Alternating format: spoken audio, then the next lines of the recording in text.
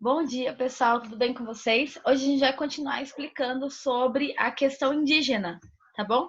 A gente não finalizou ela ainda, vou compartilhar aqui os slides, mas hoje a gente finaliza.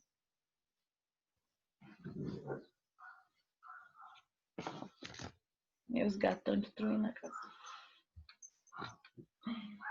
A gente parou no slide 22.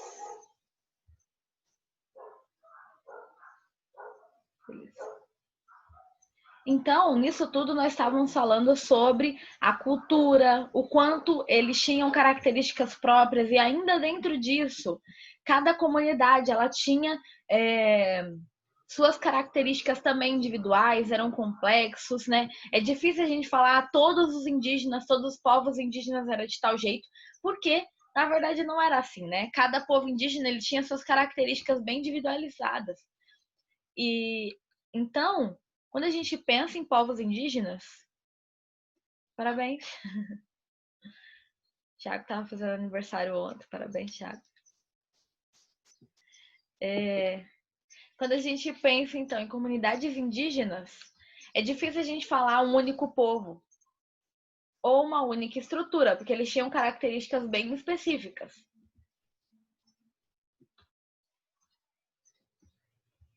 E aí a gente estava falando sobre o pajé, né? Que é como se denomina, ou nós denominamos ali, o líder dessa comunidade indígena. O pajé, então, tinha a função de interpretar sonhos, de interpretar a vontade dos deuses ou do sobrenatural, lembrando que eles não tinham só deuses, mas eles acreditavam na força dos espíritos da natureza, né? E que essa força poderia sim influenciar ou dizer o que era que ia acontecer ou como ele queria que as coisas acontecessem. E aí eu dei o exemplo do filme lá da Irmã Urso, né? Que é um filme muito bom, e ele fala bem sobre isso, como que era o pajé, né? Eles também, por isso é que, não sei se vocês têm acompanhado, toda vez que acontece alguma coisa com um pajé, tipo, ou a tribo é invadida e matam ele, ou então agora na período de pandemia, né? Que vários pajés faleceram. As pessoas falam que é um livro que se fecha, né? Porque é ele que carrega o mito, as lendas e as crenças dessa comunidade. Então, quando ele se vai, muita coisa se perde, porque nem todas as vezes ele conseguiu passar, né? Tudo que ele aprendeu. Atrações dos seus antepassados, que ele ali estava para ajudar, né, a levar ao resto da comunidade. E aí eles têm, o povo tupi, eles acreditam na crença do Guajupiá, que é a ideia da terra sem mal. É como se fosse um paraíso na terra. E por isso, é um dos fatores pelos quais eles eram nômades ou seminômades. Eles estavam constantemente tentando encontrar o Guajupiá. O Guajupiá, então, é como se fosse uma terra ali que os vivos poderiam chegar e viver eternamente felizes em festas, com os seus parentes que já faleceram, tá? Acreditava então em uma existência muito específica numa região específica do mundo, então é como se esse céu estivesse aqui e desde que a pessoa encontrasse era possível viver lá eternamente, sem morte, sem sofrimento, tá? Ou sem maldade, lembra? Terra sem mal. Local de moradia dos ancestrais, que já faleceram, e pessoas importantes, possibilitava o encontro com os mortos. Então, não era um local espiritual, mas era um local físico em que eles teriam acesso ali à felicidade eterna, tá? Então, quais eram as características? As pessoas viveriam numa terra sem mal, todo mundo seria bom, né, e feliz, viveria em paz. Não precisariam mais temer a morte, porque lá não existiria morte. Não precisaria mais trabalhar, nem temer doenças. Tudo seria festas, e festas bem abundantes. Então, tudo seria só felicidade, tá? Não teria dificuldade para comer, para plantar, nada disso. Só todo mundo seria feliz lá. Com essa crença, podemos entender as migrações periódicas. Eles estavam em busca de um local sagrado. Então, por isso é que eles se manifestaram ali em tantos locais diferentes, porque eles estavam tentando encontrar o local onde não houvesse mal de verdade, tá? Ou onde eles encontrassem esse paraíso. Pensa assim, se fosse com você, né? Se você descobre que o paraíso fica aqui na Terra, você não ia procurar? Eu ia procurar. Então era a crença deles, eles realmente viviam ali, viajando de uma região para outra em busca desse local. A cultura deles era transmitida oralmente, então sua história era uma história oral, eles não tinham escrita, e tudo era preservado na memória. Por isso é que o pajé, por exemplo, tinha uma influência tão grande, porque ele continha tudo o que se sabia sobre a comunidade. Então, quanto mais velho, até melhor, porque ele aprendeu com vários antepassados e ao longo da sua vida, né? Para crescer ali. Por isso é que normalmente o pajé ele é a pessoa mais velha da tribo ou do grupo ali. Isso vale sempre? Não, eu já vi pajés mais novos, mas é porque faltou mesmo outras pessoas mais velhas para poder, até da minha idade, assim, ou mais novo do que eu, para poder saber toda a sua cultura, toda a sua história, tá? Ai, uma alergia. Então, lembrando, a história deles era uma história oral, eles não tinham desenvolvido nenhum tipo de escrita ainda. Cultura tupi, tradição oral, preservavam suas crenças,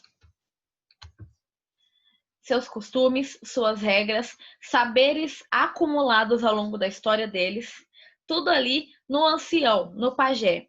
O pajé, então, ele tem uma grande autoridade na aldeia, porque é ele que carrega todas as crenças da aldeia, tá? E por meio dele é possível transmitir e existir uma manutenção das crenças. Por mais que as crenças tenham se modificado ao longo dos anos, lembrando que a gente comentou sobre isso na semana passada, né?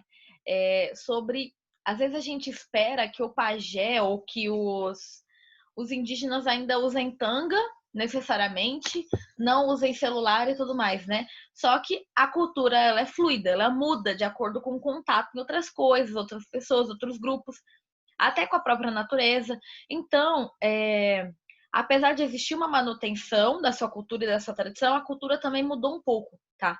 Mas eles tentam preservar essa cultura o máximo possível. Vocês vão entender esse ano também em história por que a cultura começa a mudar muito.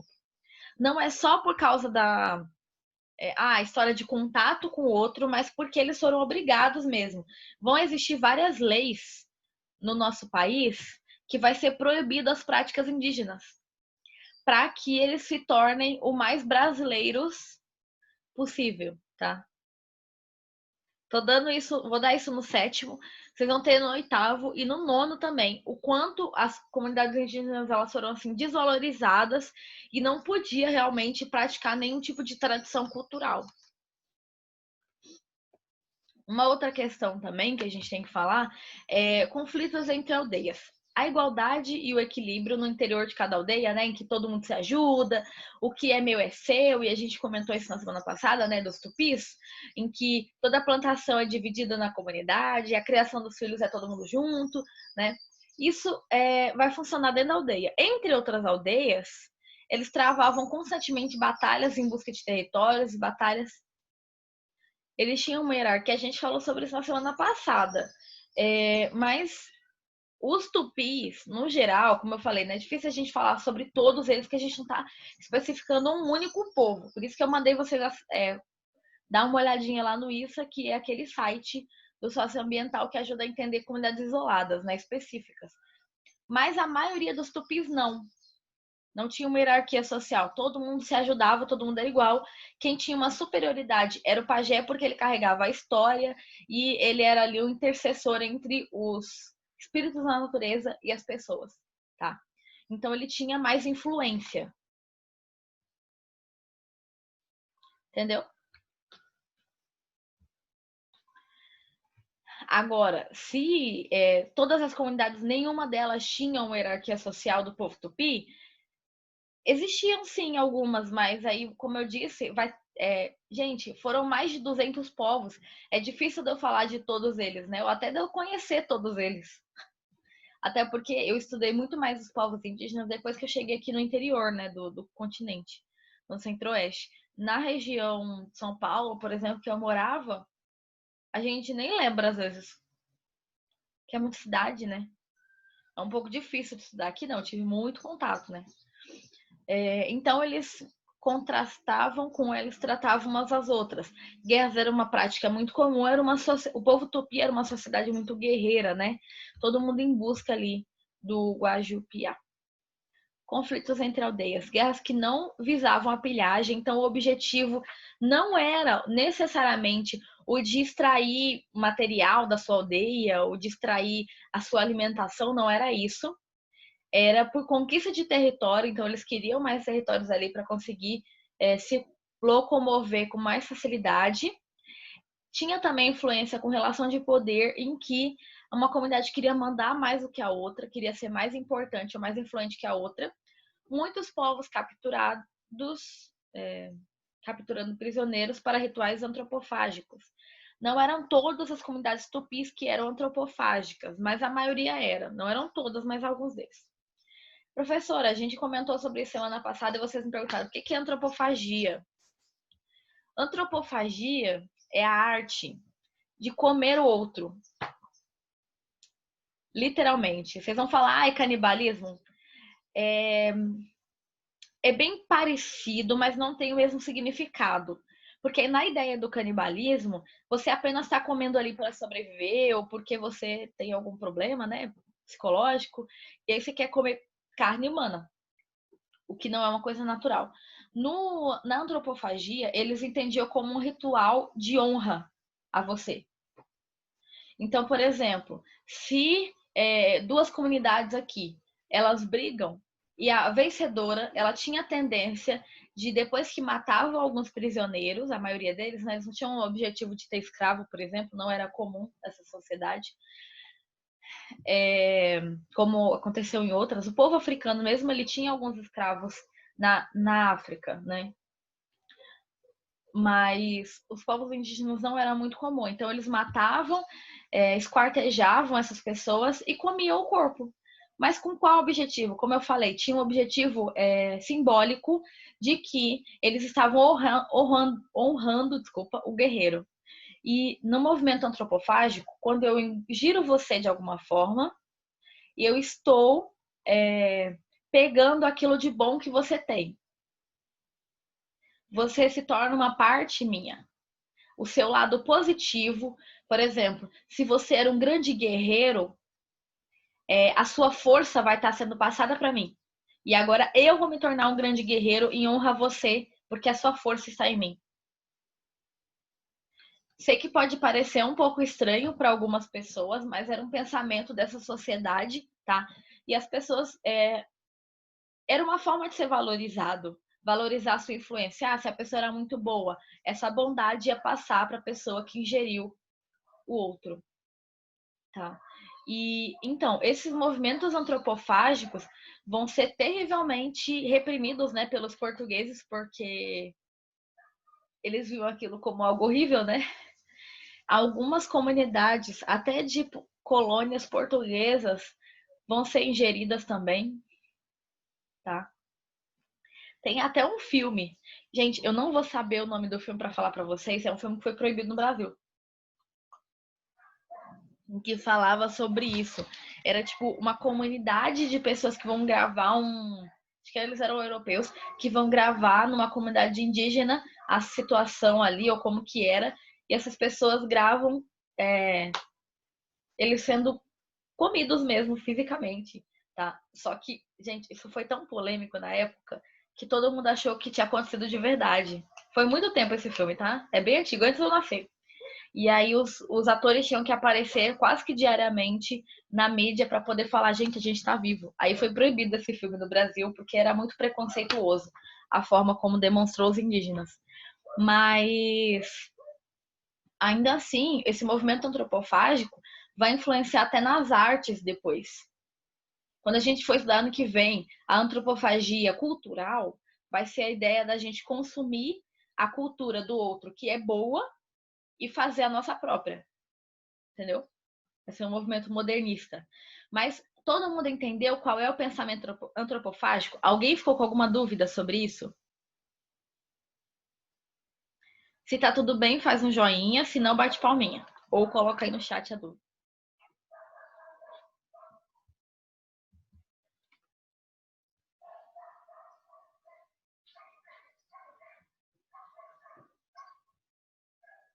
Beleza. E aí a gente entra agora nos povos macro-Gs, que é um outro grupo, um outro tronco linguístico, né? Que a gente já comentou sobre eles, um dos principais também. Essa região interna do nosso país, o centro-oeste, a região norte, eles são de origem também macro-G, tá? Ocuparam as regiões do interior do território brasileiro, regiões de montanhas e cerrados, a gente vive na região do Cerrado, né? Vieram migrando das cordilheiras dos Andes. Aqui para vocês, né, conhecerem alguns povos de origem macro-G. Olha o tanto, né? Eram bastante. A gente vive aqui, ó, principalmente no Ofaé, tá vendo? Mas existiram outros, né? Comunidades e modo de vida. Algumas das comunidades macro-G, como eu falei, um tronco linguístico, não é um grupo necessariamente, uma etnia, não é uma etnia, né? É um grupo linguístico, então eles têm características linguísticas parecidas. Ainda assim, não é a mesma língua. Ainda assim, foi modificada, como a gente falou, né? O nosso tronco linguístico é o latim. O latim é o mesmo que é usado no espanhol, é o mesmo que é usado em várias outras línguas. Só que a gente não fala exatamente a mesma língua, certo? São só parecidas. Então, algumas eram caçadores-coletores, outros já praticavam a agricultura. Então, já tinham ali uma ideia de cultivo e cultivavam principalmente o milho e o feijão. Lembra quando a gente estudou sobre as comunidades das Antilhas, por exemplo, né? Os astecas, maias, incas, etc. Eles sempre produziam milho e essas comunidades vieram muito dali, tá? Com aldeias de até 1.000 indivíduos. Então, eram aldeias grandes, tá? Até é difícil, assim, se você pensar como que administrava 1.000 pessoas numa aldeia, no meio do mato. Para alimentar, precisava de bastante coisa. Professora, cada indígena tem uma língua própria? Indígena como indivíduo? Ou cada grupo indígena? Ou cada comunidade indígena? Porque os indígenas são como povos. Cada comunidade tem, a maioria. É porque, por exemplo, cada etnia, para ficar mais fácil para você entender. Por exemplo, os terenas. Os terenas não moram na mesma aldeia todo mundo. Existem várias aldeias terenas. Mas todos eles falam a mesma língua, ou pelo menos uma língua bem próxima, porque às vezes tem variação, né? O português mesmo. O português, se você pensar, vai para a região sul, eles falam várias coisas que a gente não entende. Também é português, mas tem algumas variações linguísticas, né? Assim como no Nordeste, no Sudeste. Então, tem algumas mudanças, mas eles são povos, etnias culturais.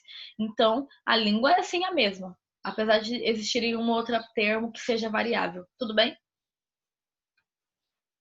Eu não tô te vendo, não sei se tá tudo bem. Tudo bem? Beleza. Eles tinham já uma organização complexa, dividiam-se em vários clãs, tá? Então, lembra, 1.000 pessoas, então ia precisar ser dividido mesmo. Os clãs, então, são aqueles grupos familiares, né? Para fazer parte do clã, os membros deveriam exercer atividades que os diferenciassem dos demais membros da comunidade. Então, existia um clã de pesca, existia um clã de caça, existia vários clãs, né, que ia cuidando ali de várias partes da comunidade. Na vida espiritual do Macro-G, o aspecto religioso, responsável pelos rituais de cura, crença na alma que habita o corpo. Então, eles já tinham uma ideia de que os seres humanos eles tinham uma alma que poderia até ficar vagando aí à noite, tá?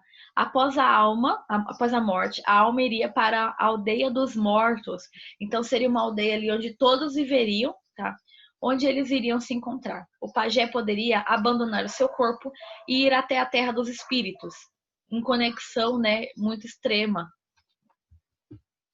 Alguns povos, nós temos os Xocleng ou Motucudos, hoje no atual Rio Grande do Sul ou Santa Catarina.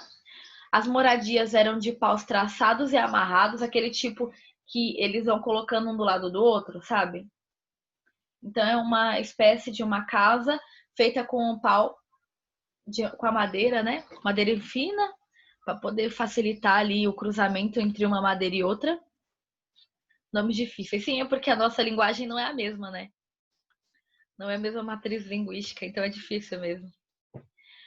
passavam outono e inverno nas florestas, alimentando-se de pinhões, ó. Pinhão, tá? Então, na floresta eles caçavam ali ou coletavam esses objetos que tinham direto na natureza. No verão iam para o vale comendo insetos, frutas e mel e outras coisas. Então, eles mudavam ali inverno e verão de acordo com a necessidade da aldeia. Porque era difícil, né, de se manter em uma região muito quente ou muito fria, em que eles não conseguiam plantar, ou pelo menos não conseguiam ter alimento. Então, vai ser necessário essa mudança.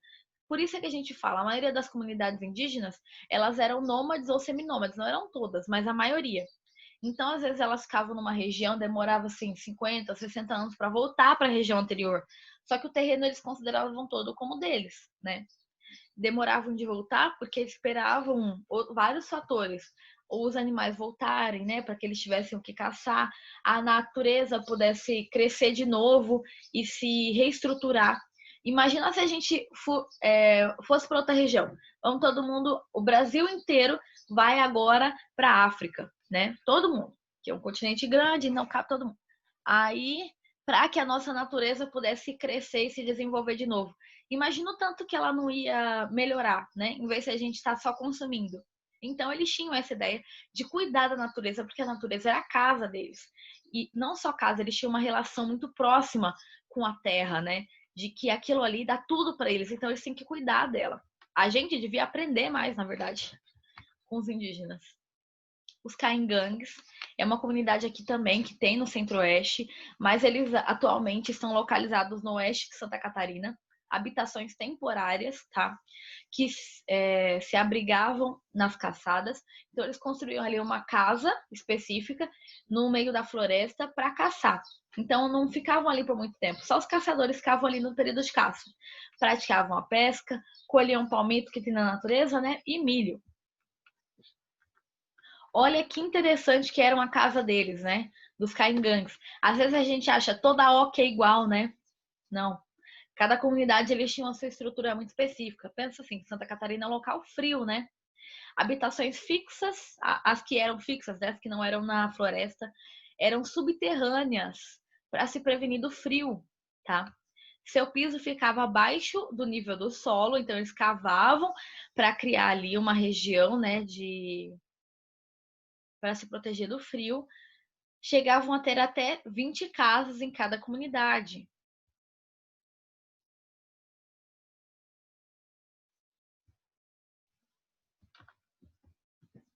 Aqui outra foto, né? Os Caingangues. Aldeias divididas em dois clãs. Cada aldeia elas necessitavam dividir, né? Por causa do número de pessoas, por exemplo, que são os clãs Camé e os Caru. Poderiam se casar entre um membro de outra aldeia. Então, até para facilitar, para que evitem doenças em que parentes casam uns com os outros, eles casavam com um clã de outra aldeia, tá? E assim misturavam, né, o sangue e ficava muito mais difícil de casar parente ou de nascerem filhos com algum tipo de problema, certo? Isso também foi feito em outras comunidades aqui do interior.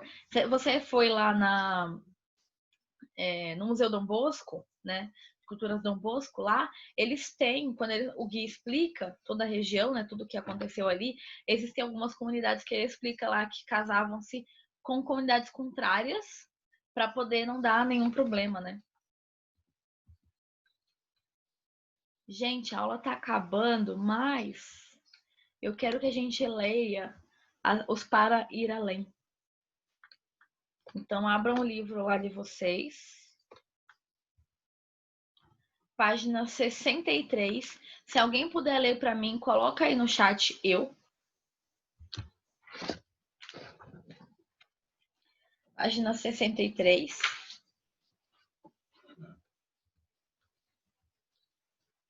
Todo mundo que puder ler, eu tô anotando aqui, tá? E aí é só colocar eu no chat que tem um textinho para cada um.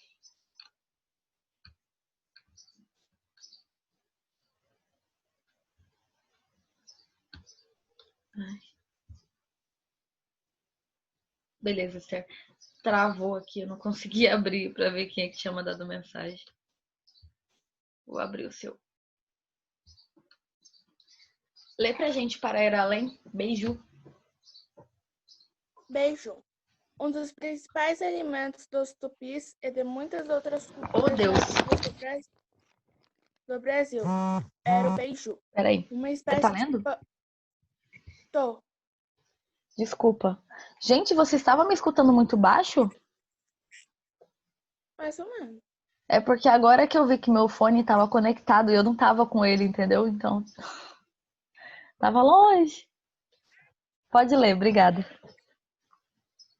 Um dos principais alimentos dos tupis e de muitas outras culturas nativas do Brasil era o beiju, uma espécie de pão feito de mandioca, parecido com tapioca.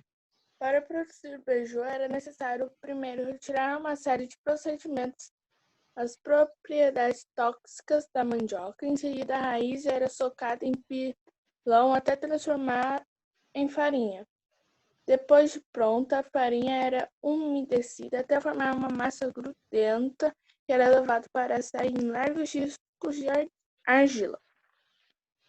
O beiju variava bastante de uma região para outra, incorporando novos ingredientes de acordo com a cultura e os recursos disponíveis. Assim, era possível encontrar beiju com carne de tatu, com castanha e folhas de bananeira, beiju torrado, beiju cru, mingau de beiju, entre muitas outras possibilidades.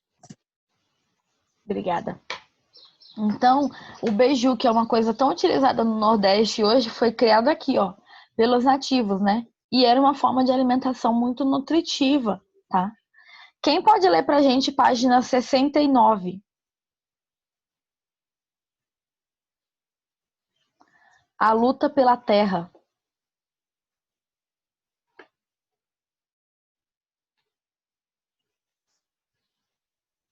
Ninguém pode ler?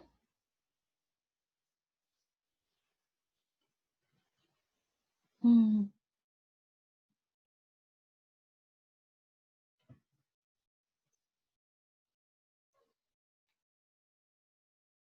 Página 69.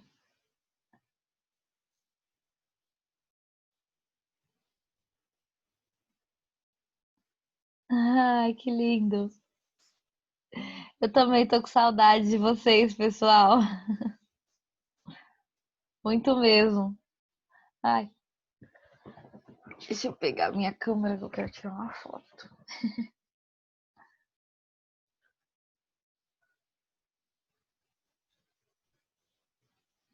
Seus lindos. Também tô morrendo de saudade, viu? Quando precisar, vocês podem contar comigo, tá?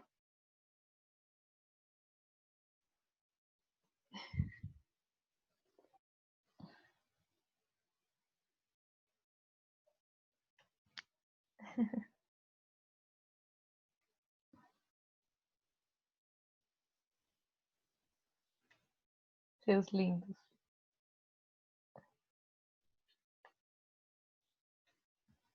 Deixa eu terminar a aula, né?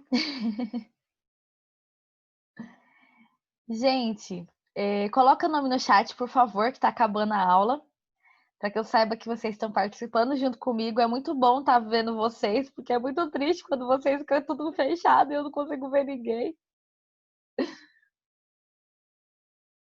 É muito mais legal quando eu vejo vocês. Luta pela Terra, tá? Página 69. Achei importante ler esse textinho. Semana que vem a gente vai fazer o próximo capítulo, tá? A chegada do colonizador português ao atual território brasileiro provocou profundos impactos na sociedade indígena. Muitos povos foram extintos, milhares de indígenas morreram ao entrar em contato com doenças trazidas pelos europeus, para as quais elas não tinham anticorpos, né? Outros morreram vítimas de ataques praticados pelos colonizadores que buscavam escravizar as populações nativas ou se apoderar de suas terras. Por pouco, os próprios Xhoking, alguma coisa assim, Xokling, não foram extintos. No século XIX, foram vítimas de um violento processo de colonização. E hoje, existem cerca de 2.000 remanescentes vivendo em reservas indígenas na Santa Catarina. A disputa pelas terras indígenas é um problema que persiste até a atualidade. Um dos principais conflitos ocorre no estado do Mato Grosso do Sul, por isso que eu achei importante a gente ler isso, tá? Onde os indígenas Guarani Kaiowá e fazendeiros se enfrentam pela terra. Desde o ano 2000, pelo menos 10 lideranças indígenas foram assassinadas. Esse número cresceu do ano passado para esse, tá? Eu não consigo ver, Radassa. Tá com o livro novo já? Beleza, beleza.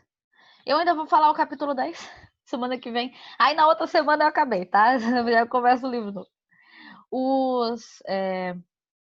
Cadê? Além disso, as aldeias em que esses nativos viviam são constantemente invadidas por homens armados que agridem e torturam os indígenas, quebrando braços e pernas de mulheres, idosos e crianças. Em geral, os mandantes desses crimes e suas autoridades permanecem impunes. Autores, né? Os Guarani Kaiowá acusam o governo federal e estadual de terem iniciado, ainda em meados do século XIX, o processo ilegal de venda de suas terras para fazendeiros e políticos poderosos nas regiões. Estes, por sua vez, argumentam ter documentos que lhe garantem a posse. Basicamente, quando a gente vai estudar Guerra do Paraguai, foi um processo em que antes eles tinham tirado os indígenas de suas terras e colocado em aldeamentos. Quando acontece a Guerra do Paraguai, esses indígenas vão lutar na guerra, né? E vários deles nem voltam. E os fazendeiros e as pessoas, os brancos, né, que lutam na guerra, vão ter de benefício por ter lutado na guerra ganhando terreno.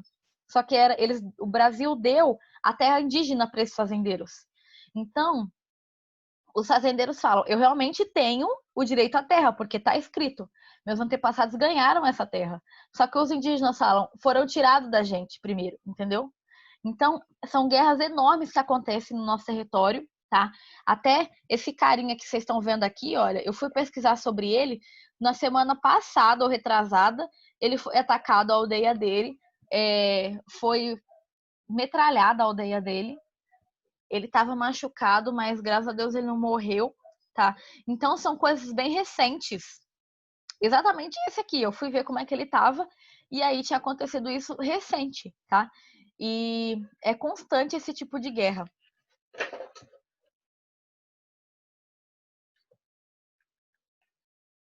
Prof, que foto é essa de uma idosa nessa página? Na página 60. Então, é dessa pessoa que eu falei. Ela é uma. Ela é?